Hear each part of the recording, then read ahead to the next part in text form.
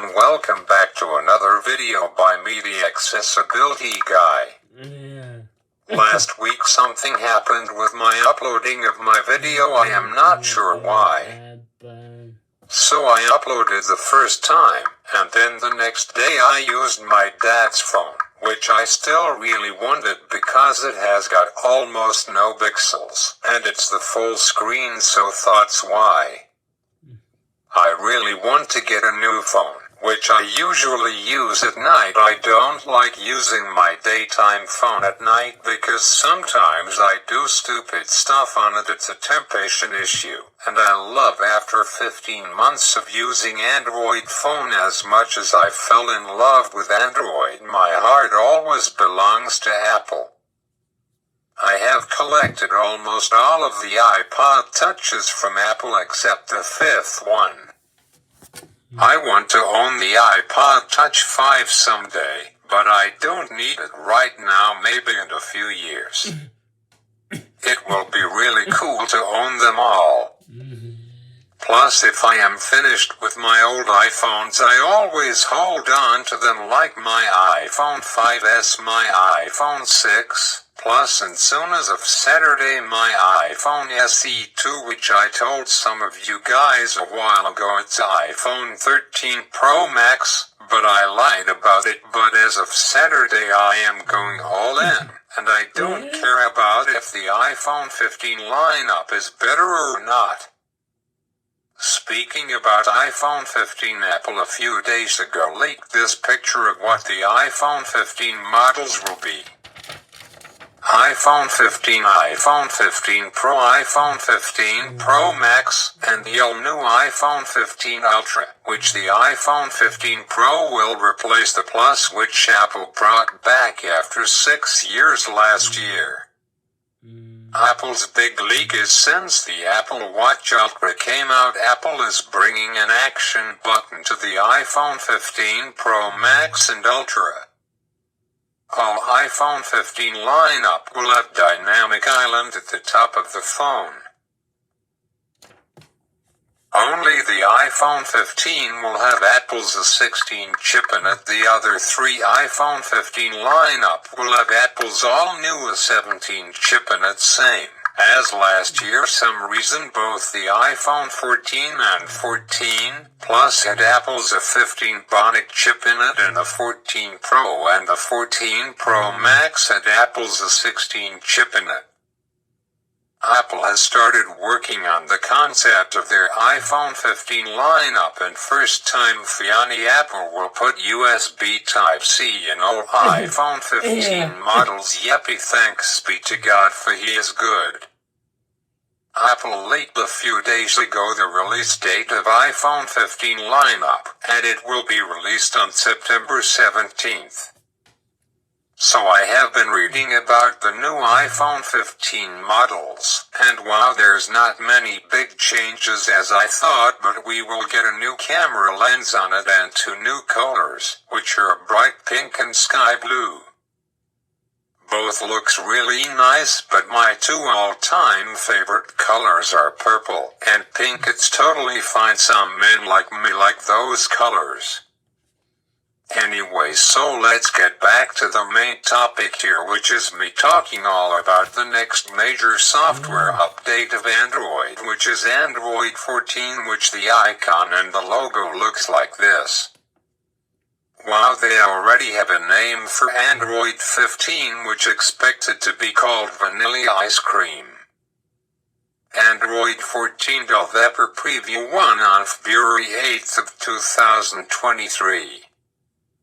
So Android 14 already is out with the previews and the betas. Says that Android 14 with block. The installation of old apps based PFF of older Android SDKs. With a plan of requiring an app to be based off at least Android 6 SDK. This will be done for security purposes as malware targets older Android SDKs in order to circumvent mitigations of protections against such attacks in newer SDKs, which SDKs means that it's a software duplicate. So now you know what it means. Android 14 will give you fun stats while you are listening to music or a song, which is really cool upcoming feature. You can be able to customize your lock screen, not just your home screen, so you can make your lock screen be blank if you want, but who would ever want to do that? You can single app record. Android 14 will be available on these support devices: Google Pixel 4 that is 5G, Google Pixel 5 and 5 of 5G, Google Pixel 6 and 6 Pro, Google Pixel 6, Google Pixel 7 and 7 Pro, Google Pixel 7, which is expected to come out sometime in June this year, and the all-new Google Pixel 8 and 8 Pro will come out mid-October of this year. Will all have Android 14, as well Samsung Galaxy S04 seconds, Galaxy S13, Galaxy S52, Galaxy S53, Galaxy S73, Galaxy S74, Samsung Galaxy S21, Galaxy S21 Plus, Samsung Galaxy S21 Ultra, Samsung Galaxy S22, S22 Plus, S22 Ultra, and Samsung Galaxy S23, S23 Plus, and S23 Ultra. Okay, super happy because for about 2 months I really wanting my dad's phone. I have got an idea. I decided on buying the same exact phone as my dad, and I don't care to spend $1,200 on it. I was hasty for about 2 months, but now I am not. I didn't want to buy a Samsung Galaxy S21 Plus and then find out 7 months later it doesn't support by updating the software on it anymore, which is perfect because next year, in September 2024, we'll buy iPhone 15 Ultra, and then I won't get another phone until September of 2027. I chose every 3 years to go buy a new phone because it gives the people a reason to, so thoughts why. Sorry, I will buy iPhone 16 Ultra, not the iPhone 15 Ultra, in September of 2024, which is next year. So let's get back to talking all about Android 14. It brings better improvements, more so new features like better battery life, improved accessibility, and a revamped back navigation gesture. It will be a bigger and better update than what we had last fall, when Android 13 came out. We are looking at the first developer preview on February 8th, and the second one came out last month, March 8th. On April 12, Google released Developer Preview 3, and Official Beta 1 will be released on May 12th. The difference between preview and betas is preview lets you see what Android 14 has to offer, and beta means that developers can download it but not the public. Google will talk all about Android 14 at Google's I/O conference happening on May 10th, which is happening in just a few weeks away. I saw it last year as my first year, and the Samsung conference back on February 1st, and going to watch Google's conference on May 10th of this year. On June 12th, Android 14 Developer Beta 3 will come out and Beta 4 will arrive sometime in July. While Android 14 this year will be released on September 19th, which is my 26th birthday. Well, I thought it's pretty cool. so I can install and download Android 14 on my stupid phone, if I want. Good to know, but I will rather wait for Android 14 to be released on my birthday, which Android released their major software update early. Usually it releases October sometime, when Google lineup of Google Pixel's phone will come out. Android 14 will introduce loyalty card suggestions based on locations with using Google Pay. Google Pay replaces Google Wallet. Redesigned back arrow for gesture navigation. Google Notes has changed. Wow, this is a pretty cool feature. System share sheet with app actions, which means apps can add custom sharing options like to the system share menu.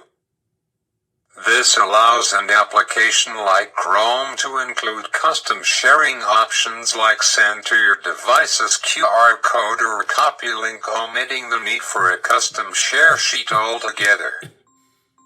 Simpler per app language setup for developers, which is that Google used the Beta 1 launch to showcase a new Android Studio capability. Developers who use Google's development environment can now enjoy automatically generated language files required to make per app languages work. Given how few apps support Android 13 per app languages so far, this is a welcome improvement. Android 14 will have more security options to protect you from malware that abuses accessibility services. You can limit visibility of their apps to disability-focused accessibility services. This effectively blocks malware that uses accessibility services from snooping on private data in your password manager or your banking app. Only true accessibility apps screened by Play Protected and the Play Store can then access sensitive information protected by new measures. FOSS's transparent navigation bar, which is hidden under developer options. Google has added a toggle that allows anyone to force a transparent nav bar in any app. This solves one of our longest-standing issues with navigation on Android: inconsistencies between apps that haven't had specific color tuning from developers. There's always the chance this disappears before the final build, but it being hidden from most users seems like a positive sign that it could be here to stay. The next feature about Android 14 has to offer is image permission changes, which that is one of the biggest security features coming to Android 14. Saw a couple of tweaks in beta. One is those image permission controls we spotted in DP2 are ever so slightly tweaked. The option to select photos and videos, which frankly does do a good job of alleviating some of the iOS comparisons and places it on top just like iOS does as well. Android 14 also comes with new pin animations. Although it's disabled right now, Android 14 Beta 1 includes some swanky new lock screen animations when typing your PIN in to unlock your phone. Rather than the numbers 0 to 9 simply appearing, a new shape appears with each number. By the way, 6 or more digits for your passcode or your PIN is much safer than using 4 digits like me. I have been using a 6-digit passcode as my PIN for a long time now, not get in by hackers as easily. So thoughts why, but for my Apple Watch somehow only allows me to do a 4-digit code, not a 6, which I don't know why. I guess that Apple doesn't care about that your watch get hacked so much rather than your iPhone or your iPad does, but okay. When I get my brand new phone in 2 days from now, I will put a 6-digit code in. I feel safer with 6 rather than 4. Oh yes, Android 14 will be a ton of bugs if you don't wait until the first stable release of Android 14 comes out on September 19th, which Android 14 comes out about 3 weeks earlier this year than past and prior years for some reason, but okay. Unlike the first Android 13 beta last year that came out from February 10th to September 4th of 2022. Android 14 Beta 1 that came out a few days ago on April 12th is riddled with bugs and broken bits and pieces. For example, if you had themed icons enabled before you updated from Android 12 to Android 13 Beta 1, the wallpaper app will always crash when you try to open it. There are a few more issues in the release of Android 13 Beta program that came out a year ago today. And we have got a guide on how to fix the most egregious bugs without downgrading back to Android 12. The same thing works with Android 14 without downgrading back to Android 13. Regional app preferences. For example, the regional preferences page is here in DP2. We can see them in action. These settings are found right below the per app language options in Android 14, and they will make it possible for you to set your units and number preferences. You can use it to switch individual apps between Celsius and Fahrenheit, use different calendars like Chinese Dainji or Hebrew select which day of the week you consider the first, and which number system is best to use. Revamped permission controls, which we're also seeing the revamped permission control option for media files first alluded to be in DP1, which DP means Developer Preview. These settings are similar to how iOS operating system works currently, which is iOS 16. Forcing all apps not using Google's permissionless API to ask for your level of control options for media such as music and movies. Next is preparations for a passwordless future, better life, non-dismissible notification improvements. Google's announcement for DP2 also focuses on improving the credential manager, which is the API it was announced last night, which this article which I am reading all about Android 14 from is updated 3 days ago. Which should help leads us to the passwordless future that we all dream of. Meanwhile, DP2 kindly used to focus on improving system performance, forcing cached apps to stop running much faster than Android 13 could, which should provide better battery life and resource management. Non-dismissible notifications will also cause for less annoyances in the future, as you can now swipe anything flagged as an ongoing event away outside of critical tasks when your phone is unlocked. This just covers what Google has formally announced, but there's more beyond this. Predictive back gesture are live for some apps. Google has enabled predictive back gestures for the handful of apps that support them, like Google News and the system settings. When you enable predictive back gestures in developer options, you can see previews of which scene you will navigate to next. This works with views within the same app across different apps, and from apps to the home screen. Wow, this is pretty cool. Android 14 brings a lava lamp to the media player. Wow, thoughts sick. Google also added small tweaks to the media player. Telegram channel Google News spotted a lava lamp seal animation that Bilio's on top of the media player has returned after first making its entrance in an Android 11, and the play pause buttons now comes with a splash animation. Wow, so they are bringing this feature back after 2 years. Wow, pretty cool. Super low battery warning. If you are someone like my dad who likes to run down their phones until the very last drop of energy has left the battery, this change might be for you.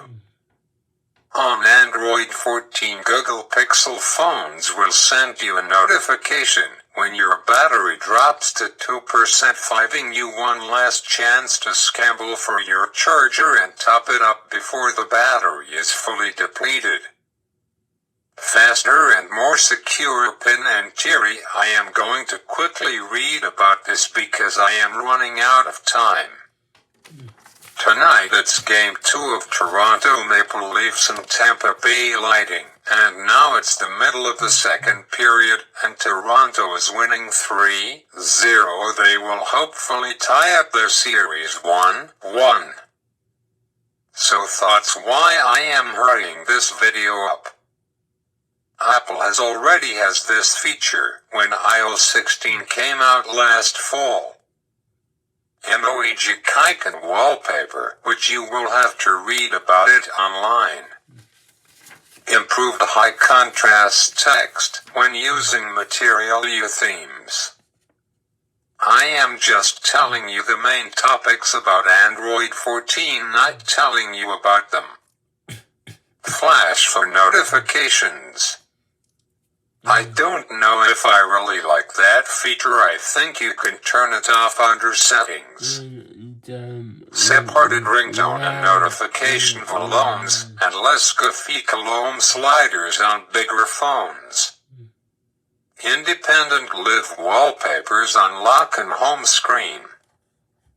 Call streaming to tablets.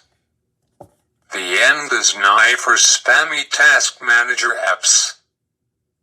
More security, which is always good, especially for these days with a bunch of hackers. New fast pair and guest mode coming to Android 14. If you're a person who can't wait, you can buy the Android beta program for free on Google. I am going to wait, and I am going to watch the rest of the game. As of right now it's 5-1 for Toronto. Wow, now it's 6-1 start of the third period. Hopefully Tampa doesn't come back and score 5 goals to tie it up.